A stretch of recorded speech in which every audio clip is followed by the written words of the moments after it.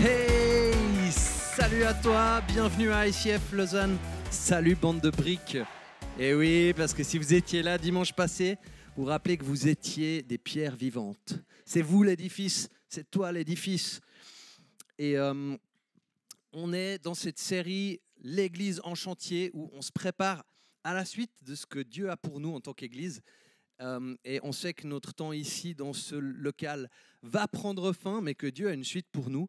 Et en fait, on prépare nos cœurs, on prépare notre foi, on prépare notre manière d'avoir les bonnes perspectives pour la suite de ce que Dieu va faire.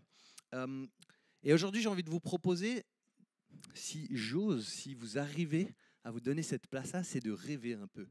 De rêver un peu plus loin. Parce que on a vu qu'on peut se tromper de rêve, en fait, aussi. On peut avoir un peu les mauvaises attentes, tout ça. Et nous, ce qu'on veut à ICF Lausanne, c'est d'être bien aligné avec le rêve de Dieu. On est d'accord ? Yeah, come on. Je crois que si on veut, qu'on cherche ça, on trouve ça. Et on va éviter un peu les pièges, les trucs un peu humains, artificiels, qui ne sont pas ce que Dieu avait prévu dans son alliance avec nous. Ouais, parce que Dieu a fait alliance avec son Église, avec les membres, avec chacun d'entre vous, au travers de Jésus-Christ. Un peu à l'image de Noé qui fait alliance après le déluge. Et la question, c'est cette alliance de Dieu et nous, comment elle va se traduire dans un nouveau lieu ? Qu'est-ce que ça donne, quoi ? À quoi ça ressemble ?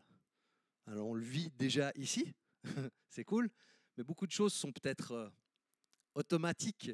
Et quand on va dans un nouveau lieu, c'est un peu l'occasion de conscientiser les choses, être intentionnel d'une nouvelle manière. Et je crois que pour répondre à cette question, comment ça va se traduire ? La réponse revient à la question, quelle est notre mission ? Et oui, tu le sais, l'Église, elle a une mission, elle est en mission. Sans mission, il n'y a plus grand-chose, nous dit Leslie Newbigin. Il a dit, là où une Église cesse d'être missionnaire, elle cesse d'être une Église. Whoop-de-doop. Et tu le sais certainement si tu es à ICF Lausanne depuis un moment que notre mission à ICF Lausanne, on la formule de la manière suivante, Juliette, c'est multiplier des disciples, c'est juste. Je sais, Juliette, c'est toujours celle qui est au courant de ce qu'on fait, quoi. Les autres, je ne sais pas, j'espère que oui, mais je ne voulais pas prendre de risques. Et Paul parle de cette mission de l'Église à Timothée dans sa lettre qu'il lui a écrite, c'est hyper intéressant. Il dit, voilà ce qui est bon et agréable devant Dieu notre Sauveur, lui qui désire que tous les hommes soient sauvés et parviennent à la connaissance de la vérité. En effet, il y a un seul Dieu et il y a aussi un seul médiateur entre Dieu et les hommes, un homme, Jésus-Christ, qui s'est donné lui-même en rançon pour tous. Tel est le témoignage rendu au moment voulu et pour lequel j'ai été établi prédicateur et apôtre. Je dis la vérité devant Christ, je ne mens pas, chargé d'enseigner les non-juifs dans la foi et la vérité. Waouh! Donc on comprend que Dieu aimerait que tout le monde puisse être sauvé. Dieu aimerait que tout le monde puisse venir à la connaissance de qui il est. Et on voit Jésus-Christ au centre, c'est la pièce angulaire de l'édifice. La pierre angulaire, c'est sur lui que se base cette alliance, finalement. Et je ne sais pas si tu sais, on a nos valeurs locales d'ICF Lausanne, le paradisiaque, mais on a aussi des valeurs du mouvement ICF, parce qu'on fait partie de quelque chose de beaucoup plus grand, et c'est aussi quelque chose qui est important pour nous. Aujourd'hui, on va en voir deux dans le sujet de ce prêche, et je crois qu'en fait, c'est des valeurs qui nous aident à mieux vivre cette mission, à atteindre, à accomplir la mission que Dieu nous a donnée en tant qu'Église. Et la valeur dont j'ai envie de te parler maintenant, c'est la valeur excellent. Tu as déjà entendu parler de ça peut-être. On parle de l'excellence dans notre manière de vivre l'Église. Et elle est définie comme étant le meilleur pour Dieu. Notre meilleur pour Dieu, on pourrait dire d'une certaine manière. Des fois, elle est très mal comprise, cette valeur, donc on va juste essayer de la décortiquer un peu. Mais voilà comment elle est décrite. Nous voulons que tout ce que nous sommes reflète le Dieu que nous servons. En fait, c'est ça, l'excellence. Donc ça veut dire que l'excellence, c'est pas juste je sais pas, je suis dans la band, je suis le meilleur chanteur, le plus excellent que je peux être. Ouais, peut-être ça fait partie. Mais c'est aussi, en fait, je connais ma Bible. J'ai une vie de prière parce qu'avant de monter sur scène le dimanche, je prie pour que tout le monde soit propulsé dans les bras d'amour de Jésus, dans la présence de Dieu. Tu vois ce que je veux dire? Donc, il y a l'excellence, c'est une valeur qui est importante. Des fois, on l'a réduite à l'excellence dans ce qu'on produit. Et ça, c'est bien triste. Parce que je crois qu'on a appelé à vivre l'excellence dans le visible et dans l'invisible. Okay, c'est holistique, ça touche le tout. Et alors, je t'ai pris une petite image aujourd'hui qui reflète bien cette idée-là. Si j'arrive à sortir tout ça. Hop là.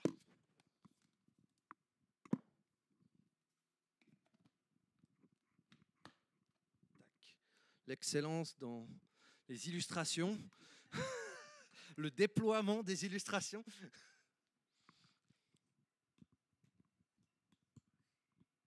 Attends, on va faire un truc. Si tu bosses dans la technique à l'église et que tu es dans l'excellence, tu fais ça. Oh, tu vois? Ouais. Comme ça, quand il y a un bozo qui vient tirer sur le câble, ça ne se débranche pas. Une sécurité, tu vois. Enfin bref, je ne sais même pas si je l'ai fait bien. Ok, je suis en train de foirer mon image là. Mais, donc ce sèche-cheveux, il a une partie visible, d'accord? Tu le vois, c'est pas une pub. Hein. Mais il a une marque, il a une esthétique, il a une couleur. Hein. Et puis, il y a ce câble, il a des fonctions différentes. Ça, c'est la partie visible du sèche-cheveux. Mais il a aussi une partie invisible. Tu vois? T'as vu quelque chose? T'as vu? Non, t'as pas vu grand-chose à part que moi, j'ai fait un geste, mais il y a quelque chose d'invisible qui s'est produit, en fait. Donc sa partie invisible, c'est qu'en fait, il souffle de l'air. Il souffle de l'air chaud, de l'air froid, de l'air à une puissance différente. Il y a toutes ces choses-là, là, et en fait, on ne les voit pas, sauf si bah, tout à coup je fais comme ça, ou là, comme ça. Voilà, bah, tu l'as vu. Tu as vu l'effet du vent. Christelle, tu as senti quelque chose? Ouais, c'était froid, c'était chaud? Tiède, ok. Bon alors là, on était à fond pourtant, mais voilà. Et tu peux régler les températures. Il y a un effet qui peut être visible, mais discrètement, mais surtout qui est ressenti en fait. Et en fait, c'est un peu pareil avec l'Église. On peut avoir une super église de la marque ICF, hein, avec plein de trucs, elle est belle, il y a des couleurs, c'est un peu design comme ça, toutes ces fonctions. Puis après, ben, tu branches, puis ça, pardon, ouais, on va être sur tiède. Ça s'ouvre tout doucement. Non, peut-être que c'est intentionnel parce que ça fait partie de la fonction là. Mais tu peux te poser cette question dans l'église où tu vas. Est-ce que tu vis le Saint-Esprit? Est-ce que tu sens la présence de Dieu? Est-ce que tu sens son amour, sa chaleur, toutes ces choses invisibles qui dépassent le paquet et ce que tu vois? Tu vois une caméra, tu vois une scène, tu vois un écran. Mais est-ce que tu sens Dieu? Est-ce que tu vis Dieu? C'est ça qui nous intéresse.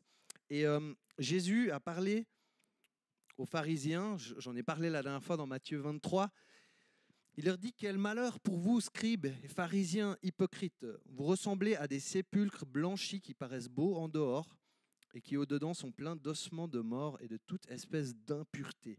Waouh! C'est brutal, hein, mais là, Jésus, vraiment, il les défonce, quoi. Il les détruit parce que, en fait, eux, ils ont que l'apparence du sèche-cheveux. Mais quand tu allumes, c'est comme si c'était débranché. Tu cliques et tac, il n'y a rien qui se passe. Il n'y a pas de vie. Il n'y a pas de souffle, il n'y a pas d'air, il n'y a pas de température, il n'y a pas de chaleur. Il n'y a pas la vie spirituelle, en gros, c'est ça. Il n'y a que des choses extérieures, la forme. Et je pense que ça fait 4 ans à ICF Lausanne, si tu as un peu suivi nos aventures d'église, qu'on prend beaucoup de temps pour pas se concentrer trop sur l'esthétique du sèche-cheveux, mais sa fonctionnalité. Et qu'il y ait cette vie qui est là, ce souffle, cette efficacité spirituelle. Hein, on remonte souvent Ok, c'est quoi le sens de ce que je fais? Pourquoi on fait ce qu'on fait à l'église? Ok, la Bible, qu'est-ce qu'il y a dedans? Qu'est-ce que ça change pour ma vie? Ok, le culte personnel, j'ai envie de vivre ça parce qu'en fait, c'est ça que Dieu veut pour moi, au-delà du fait que je fasse des choses pour lui. Euh, et je pense que souvent, quand on démarre dans la foi, on démarre d'une bonne manière. Puis après, il y a un peu un risque de se perdre dans des choses de la forme, des choses un peu plus extérieures.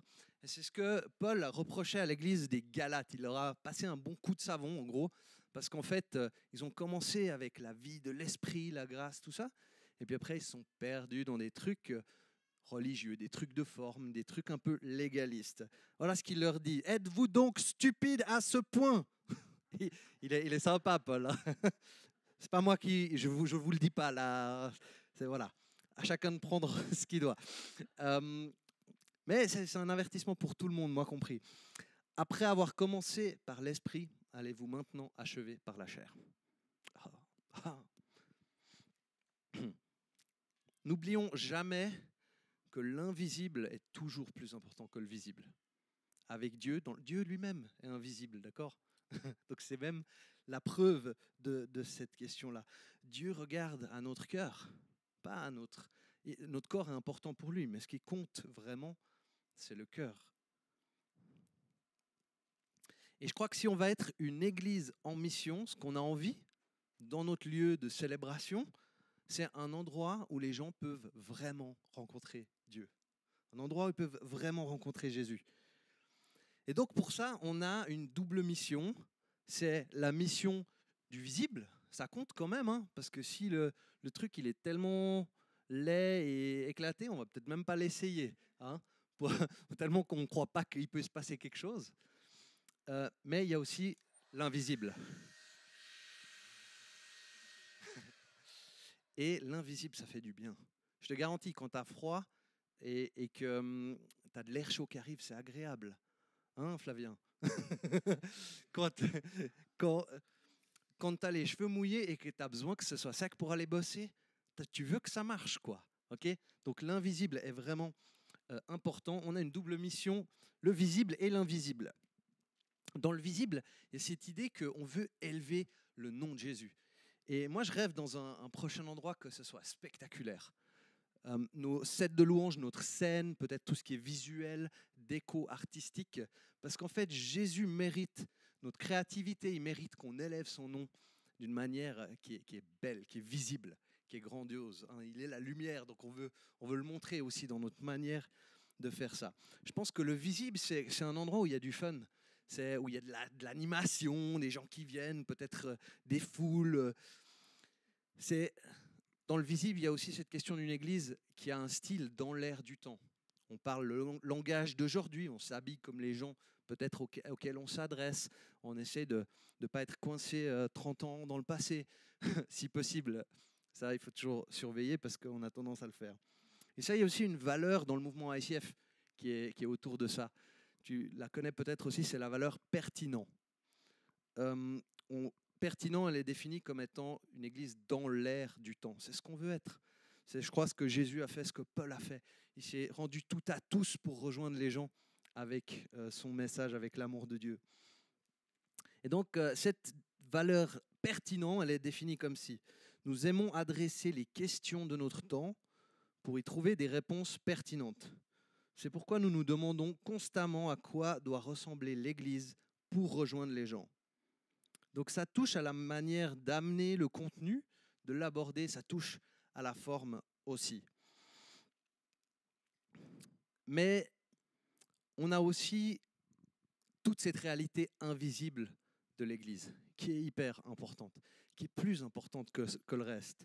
Sinon, on est quoi? Un country club. Hein? Il y a toutes les mêmes choses, mais c'est l'invisible, c'est la présence de Jésus qui fait la différence. On ne veut pas être un country club, hein, on est d'accord? Je crois qu'il y en a qui sont avec moi dans cette affaire. Dans l'invisible, il y a par exemple vivre une vie qui plaît à Jésus. Une vie dans la sainteté, qui progresse en sainteté. C'est ce que le texte biblique nous invite à faire. Dans l'invisible, il y a... En fait, Jésus règne vraiment à la première place dans nos vies. Et c'est pas blindé d'idoles à droite, à gauche. Tu sais qu'il peut y avoir des idoles dans l'église. Hein. C'est pas parce qu'on fait une célébration, qu'on chante des chants, qu'on écoute un prêche, qu'on n'a pas des idoles qui sont en train de faire de l'ombre à Jésus. On ne peut pas lui faire de l'ombre. Il est la lumière. Et dans l'invisible, par exemple, il y a aussi des cœurs humbles et enseignables qui se laissent transformer par Dieu. Hein. Et beaucoup de gens, ils posent leurs fesses dans des églises pendant des années. Ils restent les mêmes. Il n'y a rien qu'à bouger.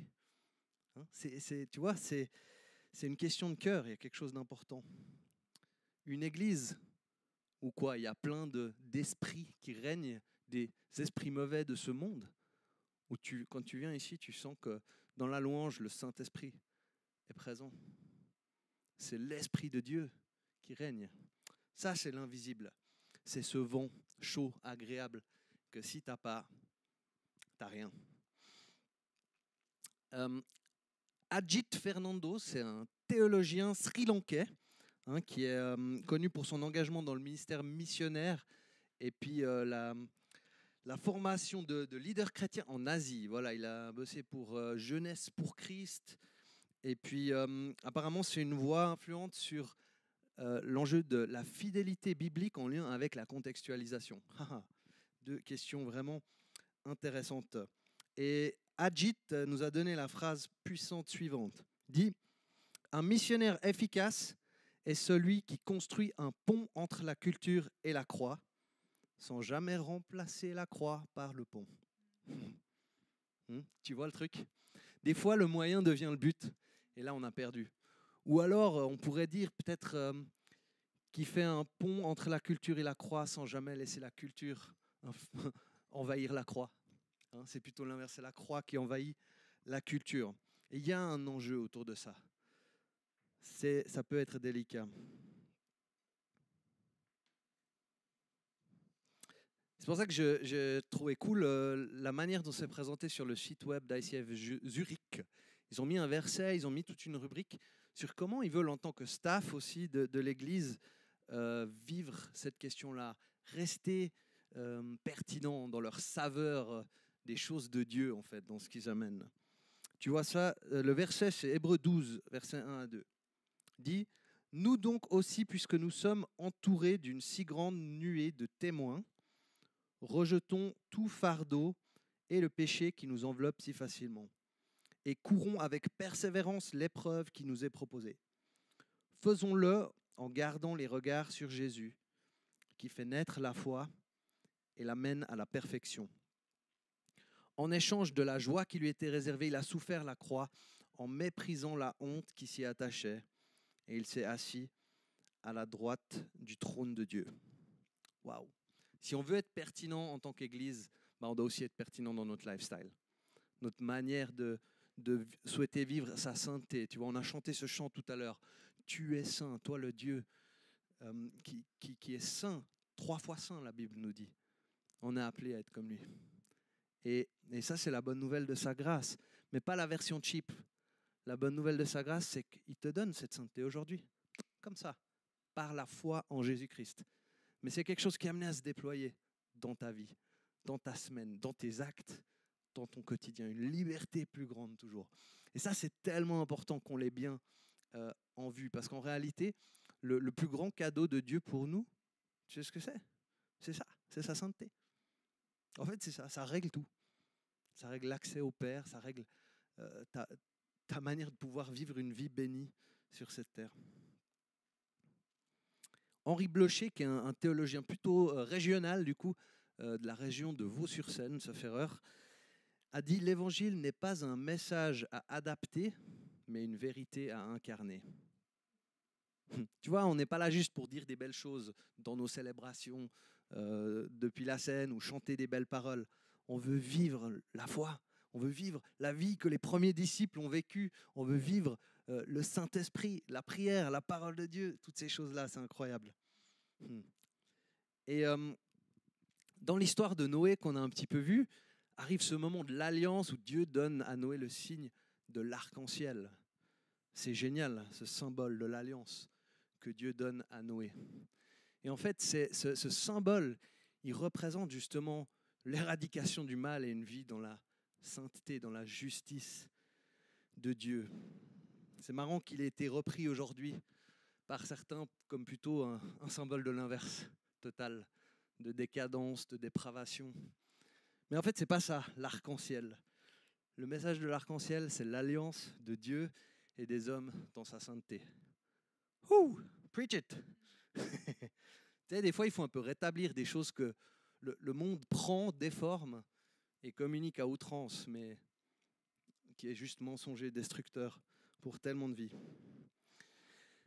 Martin Lloyd-Jones lui a dit « L'Église n'a pas à rendre l'Évangile acceptable, mais intelligible. » C'est beau ça. Et donc ce qu'on comprend par ces petites citations, c'est que la question de contextualiser l'Évangile, ce n'est pas une question de diluer l'Évangile, c'est une question de l'éclairer, de le rendre visible, accessible. Dans l'histoire de Noé, Noé a dû construire une arche. Tu te rappelles, il a reçu des instructions hyper spécifiques sur la longueur, les dimensions, le type de bois qu'il devait utiliser, etc. Mais l'arche, elle était importante et nécessaire, mais pas le but en fait. C'était pas le but. C'était juste un moyen pour passer une saison en fait.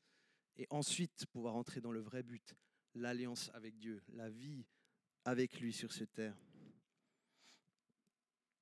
Et si on rêve aussi d'un lieu où les gens peuvent vraiment rencontrer Dieu, je pense que c'est un petit peu comme l'arche.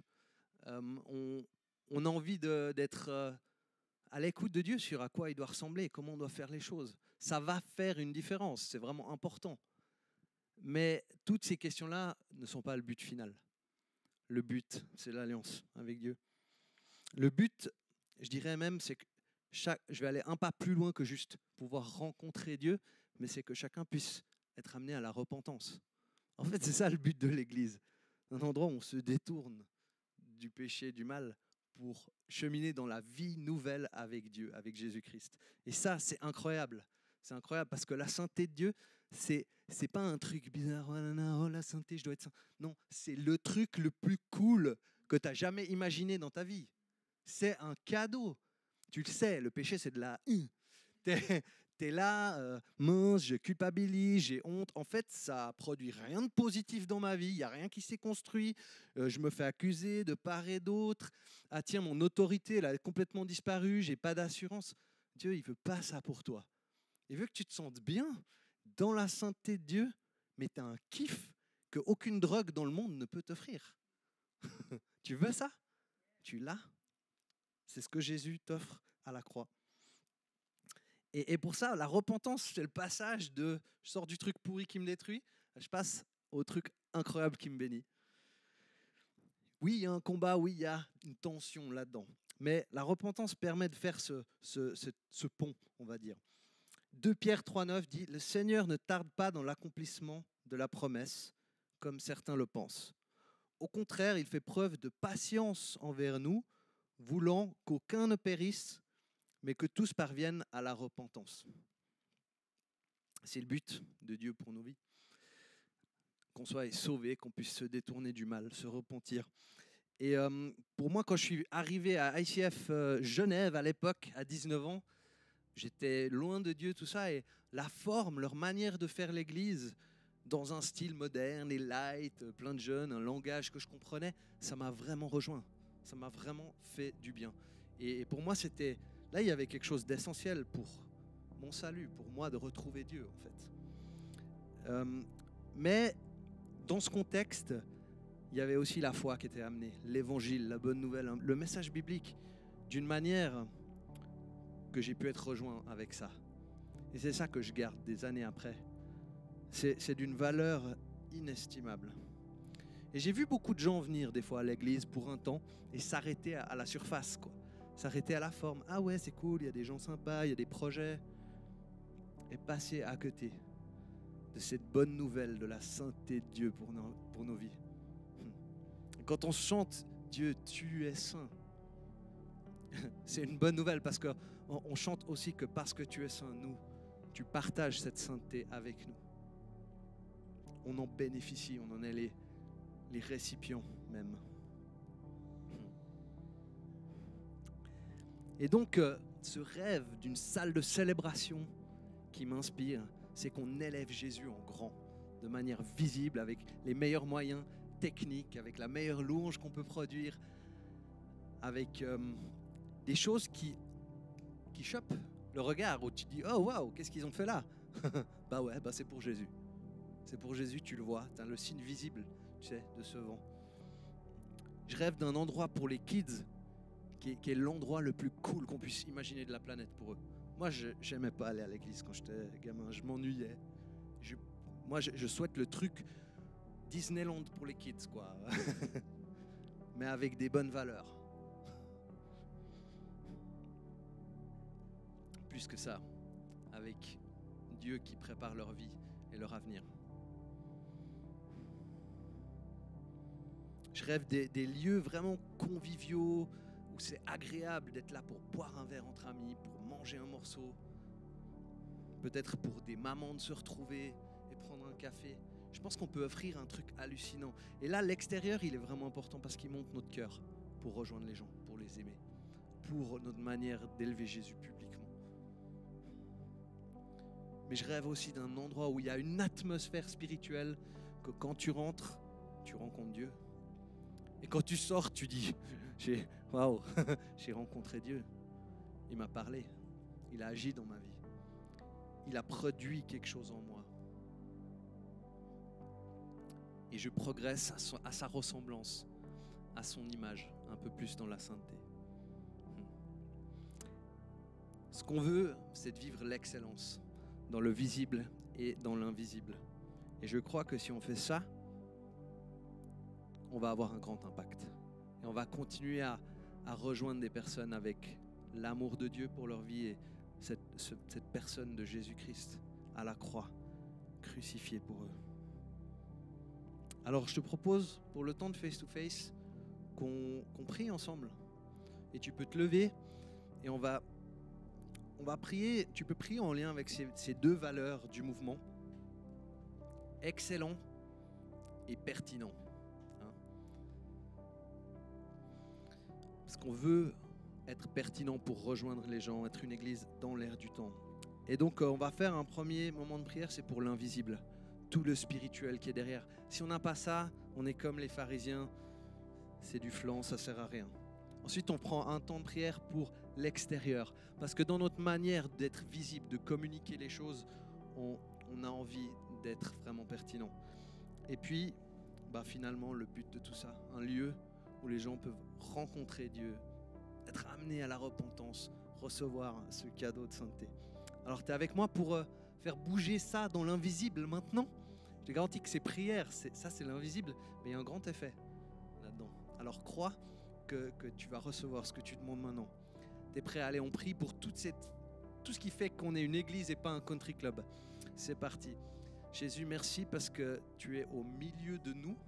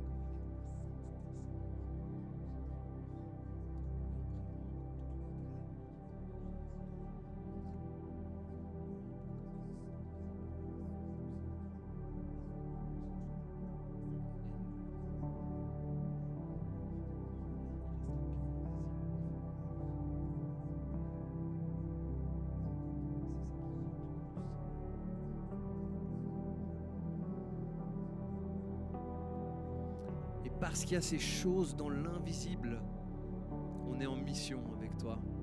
Et cette mission, elle se traduit dans le visible. Et alors maintenant, je t'invite, prie pour notre manière de montrer qui est Jésus à ce monde et de mettre tout ça en place. Prie pour le visible, le plus cool possible, imaginable dans notre nouveau lieu d'église.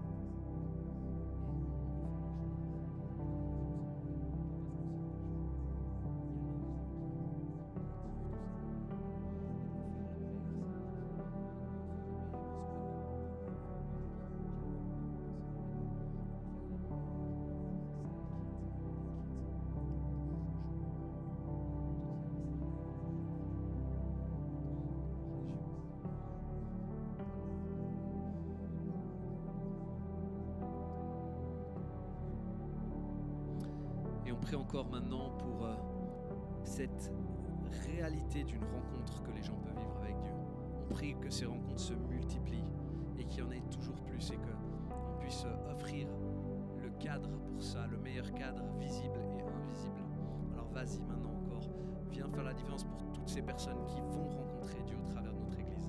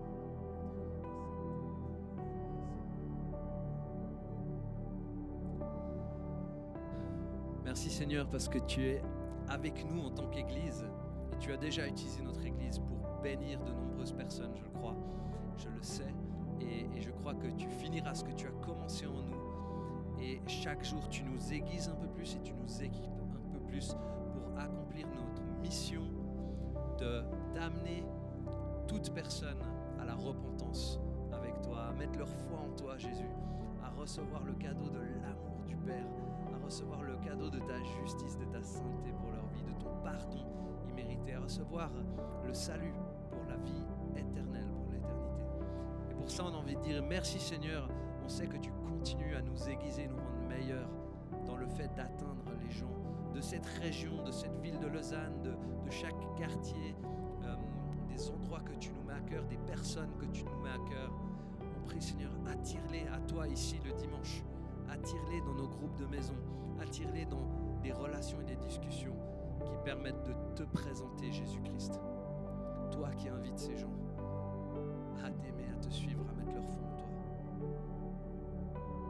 Alors on dit que ce nouveau lieu que tu nous prépares, que tu nous réserves, soit juste béni et revêtu de ta gloire de toutes les manières possibles et imaginables, qu'il puisse avoir le plus grand impact dans notre région qu'on puisse imaginer possible, Seigneur. Et utilise chacun d'entre nous pour ça, ici présent, en ligne, tous les membres de l'Église, Seigneur, qu'ensemble on puisse faire équipe pour accomplir notre mission devant toi ici sur cette terre. Et on dit à toi la gloire, Seigneur, au nom de Jésus-Christ, ton Fils, on prie. Amen. Yes, come on. Ouais, tu peux applaudir Jésus parce qu'il fait toujours une chose nouvelle, une chose merveilleuse. Alors on va tourner tout ça en louange, faire bouger encore les choses dans l'invisible là.